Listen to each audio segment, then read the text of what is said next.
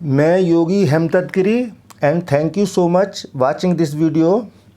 दोस्तों, आज जिस विषय पर हम बात करने वाले हैं वो विषय है शास्त्र साधना के लिए क्यों व्यर्थ हैं।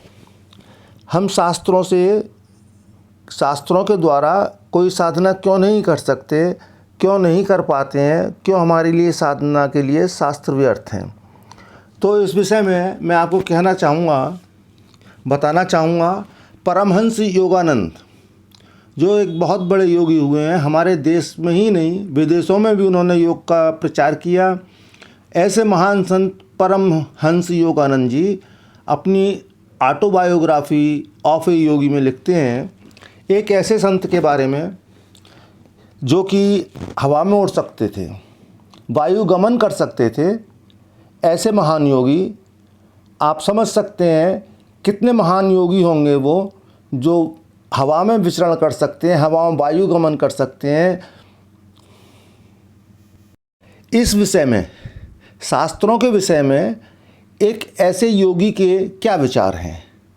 आप बड़े आश्चर्यचकित होंगे कि एक योगी शास्त्रों के विषय में और साधना के विषय में क्या कह रहे हैं, क्या संदेश उन दो पंक्तियों में हमें मिलता है जो कि योगी नागेंद्र नाथ भादुड़ी और परमहंस योगानंद के बीच संवाद है, जो कि ऑटोबायोग्राफी ऑफ ए योगी में योगानंद जी लिखते हैं। योगी नागेंद्र नाथ भादुड़ी के विषय में जब उनसे उनकी भेंट हुई तो वार्तालाप के बीच में कुछ बातें आई जो कि मैं आपके समक्ष रखना चाह रहा हूँ। आपके समक्ष प्रस्तुत हैं वो पंक्तियाँ जैसे उन दोनों के बीच वार्तालाप के समय हुई, एज इट इज़ मैं आपके बीच में रख रहा हूँ। साथियों, वो पंक्तियाँ ये हैं, योगी जी नागेंद्र नाथ जी से पूछते हैं, महाशय, मैंने उनसे पूछा आप क्यों नहीं विश्व के कल्याण के लिए योग पर पुस्तक लिखते। जब योगानंद जी ने भादुड़ी महाशय जी से पूछा कि आप योग पर पुस्तक क्यों नहीं लिखते, तो उनका जो उत्तर है, उस उत्तर में आपको बहुत कुछ शास्त्रों के विषय में समझने को मिलेगा।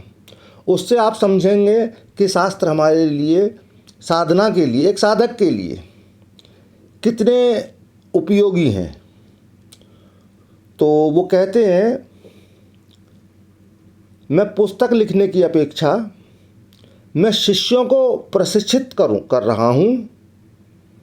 उन्होंने जवाब दिया, वे और उनके शिष्य जो कि एक जीती जागती पुस्तकों की श्रृंखला का काम करेंगे और जो समय के स्वाभाविक क्षय और टीकाकारों जो कि मतलब शास्त्रों की टीकाएँ जिन्होंने लिखी, भाष्य लिखे, स्वाभाविक क्षय और टीकाकारों की असामान्य टीका व्यवस्था से मुक्त रहेंगे।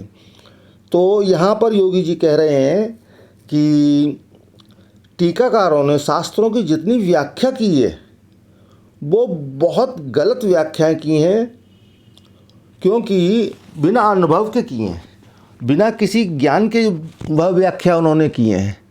कोई भी व्याख्या बिना अनुभूति के करना, सिर्फ शब्दों के द्वारा करना, बहुत भ्रम पैदा कर देने वाली स्थिति है।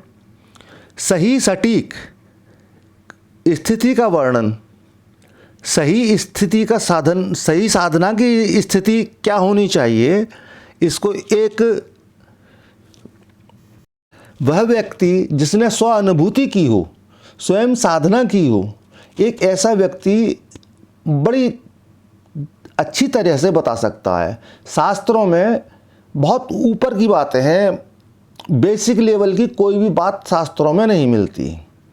बातें बहुत बड़ी बड़ी हैं, बहुत ज्ञान की बातें हैं, लेकिन मात्र जानकारी के लिए, मात्र स्वाध्याय के लिए, मात्र अपने मन के शुद्धिकरण के लिए शास्त्रों को सुनना चाहिए। लेकिन यहाँ पर भी बड़ी बाधा है। बड़ी बाधा ये है कि जब हम शास्त्रों को सुनते हैं, बहुत सारे शास्त्रों के बारे में हम जान जाते हैं, तो एक सूक्ष्म अहंकार निर्मित होता है, और वो सूक्ष्म अहंकार बहुत ज़्यादा कष्टकारी और मुश्किल पैदा करने वाला होता है, क्योंकि ये सूक्ष्म अहंकार सात्विक अहंकार होता है। सात्विक अहंकार बहुत ज़्यादा जटिल होता है, बहुत ज़्यादा बड़ा होता है और आसानी से गिरता नहीं है। इसीलिए आपने देखा होगा, पढ़ा होगा, जाना होगा कि बहुत सारे संत मतलब चोर लुटेरे, कातिल और डाकुओं को ईश्वर प्राप्ति हो गई। उन्हें ईश्वर के दर्शन बड़ी आसानी से हो गए। जैसे वाल्मीकि, उनको बड़ी आसानी से ईश्वर के दर्शन हो गए। अंगुलमाल, जिन्हें बड़ी आसानी से ईश्वर के दर्शन हो गए। सदन कसाई, जिनका रात दिन ही जो है पशु काटने का काम था, उनको भगवान के दर्शन हो गए, परमपिता परमात्मा के दर्शन हो गए।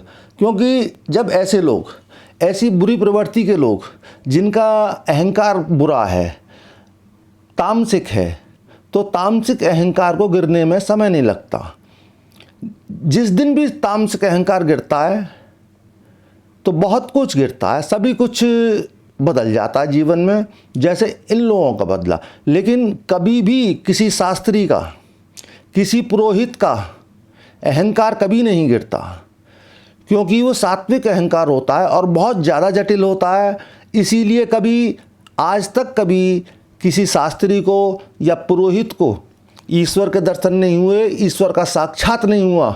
उनके पास जितने भी हैं शब्द हैं, शास्त्र हैं, इससे ज़्यादा उनको अनुभव नहीं है।